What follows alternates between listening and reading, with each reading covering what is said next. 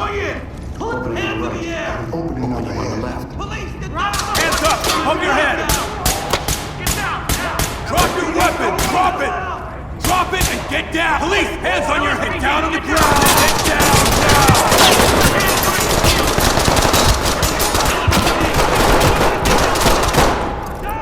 Down! Hands up now! Requesting text. Ready or Not is a tactical SWAT style game that has been available on PC for years, and it has finally come to console. Not without controversy of course, over the censorship and removal of certain things to appease the console gods. I am pretty blissfully unaware of these changes made, so I'm not going to comment on any controversy surrounding this game because I just have no idea. At £45, Ready or Not is a surprisingly stacked game in terms of content, but this video is going to touch more on how it plays and feels on console, since games like these can sometimes struggle with having complex control schemes on a controller, and they end up just feeling very clunky. Playing on the PS5, the game is visually very good. From what I've seen, the game visually is slightly lower than its PC counterpart, but it still looks great. The guns look awesome, effects look great, and the environments are very immersive. The game runs generally well. Some areas in the game though sadly do have performance issues.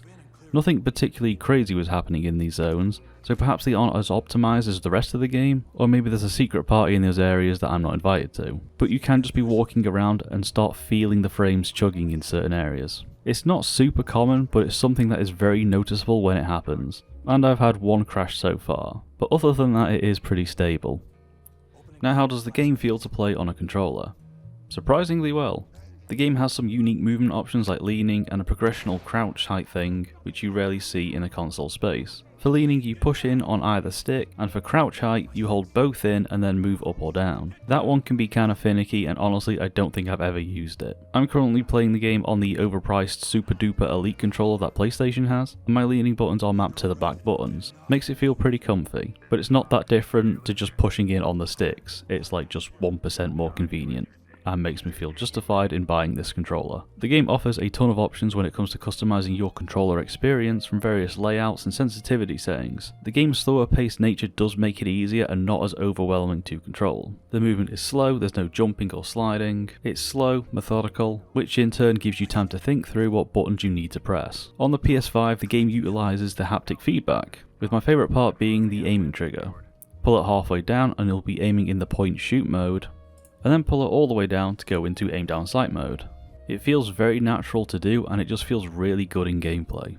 My only sort of mini gripe with the controls comes from the game's command feature. The game lets you command a squad of gentlemen throughout the missions and gives you a good amount of options on how you tackle doors and room clearing. To select these you bring up a wheel and move your analog stick to the option. To select it, you kind of flick the analog stick and let go to select that option. It will then move to another wheel to make the final selection. To do this you need to move the stick to that option and then hit the X button. This can cause a bit of chaos sometimes. If you're close to a door while doing this, which when planning how to open a door and clear a room, there is a possibility you may be close to said door, hitting the X button will accidentally open the door, and if there's someone behind it, chaos ensues. And sometimes the button just won't register, so you'll just have to go through all the motions again. It's not a major issue and hasn't really gotten in the way of my enjoyment of the game, it's just a bit annoying when it happens, especially if the results are my head being blown off. Ready or Not is aiming to be quite a dark, hardcore, tactical and gritty shooter. First impressions as soon as you load in are, they nailed it. From the start of the game you have access to a great arsenal of assault rifles, SMGs, shotguns, pistols and all the attachments and tactical gear you could ask for.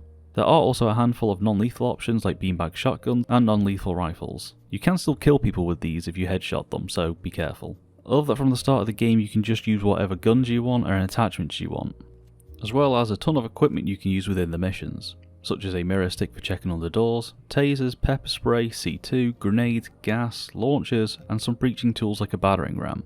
All of the weapons look and sound wonderful, incredibly loud and scary sounding. Because of how the game is played, or how I play it anyway, shooting can be a bit of a rarity.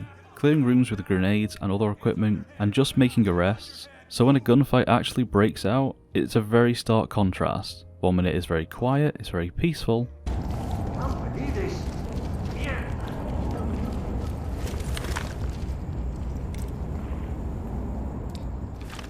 and then the next is guns blazing. Get down here! What now?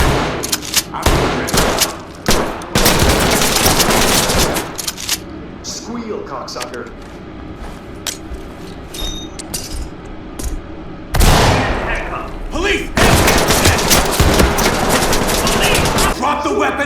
Put your fucking hands up! Customization is also something I love about this game. You unlock more items as you progress through the game and its DLC. Obtaining higher ranks gains you different clothing items, so that gives you a little bit extra incentive to go back to missions for the higher ranks. Gaining higher ranks in missions boils down to not killing anyone, so using the different non-lethal weaponry and equipment at your disposal, and then arresting them, while also completing the optional objectives and finding all optional intel. And that hopefully should get you the magical S rank. When playing the game's main campaign mode, you do have a squad of officers to use, with different perks to unlock, and you can also dress them up. They can, however, die during missions, so if they die you have to hire more officers. The missions themselves often start you from outside, giving you some options on how you make your entrance. And your core objectives are normally to arrest or kill all the criminals, arrest all the civilians, and find some core intel. Some missions will vary and have you defusing bombs or finding a certain NPC to save. From what I've played so far, the game has a great variety of missions with different environments and scenarios. There have been some very annoying missions though. The post office almost sent me over the edge.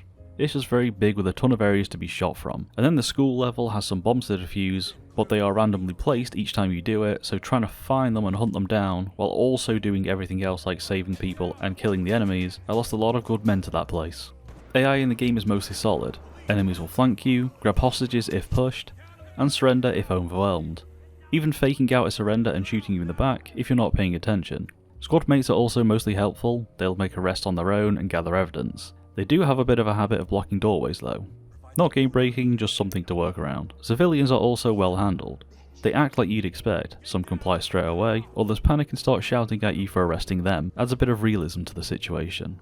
The game also offers a variety of difficulty options, casual, normal, hard, plus an Iron Man mode, so if you die, that's back to the beginning with you. Good for those looking for a challenge. Ready or Not is a very cool game, and a much needed addition to consoles. The only sort of SWAT game we have for console is Siege and maybe some VR titles. Siege, despite what that very first trailer showed, is not what we really want in a SWAT game. So if you're interested in a hardcore mil-sim game, or maybe have had your eye on this one, and have wondered if it's good on the console, yes it is. It also features crossplay, so you can play with your friends if they're on PC, you just have to tie yourself to Epic Games. So thank you for watching, and I will see you next time.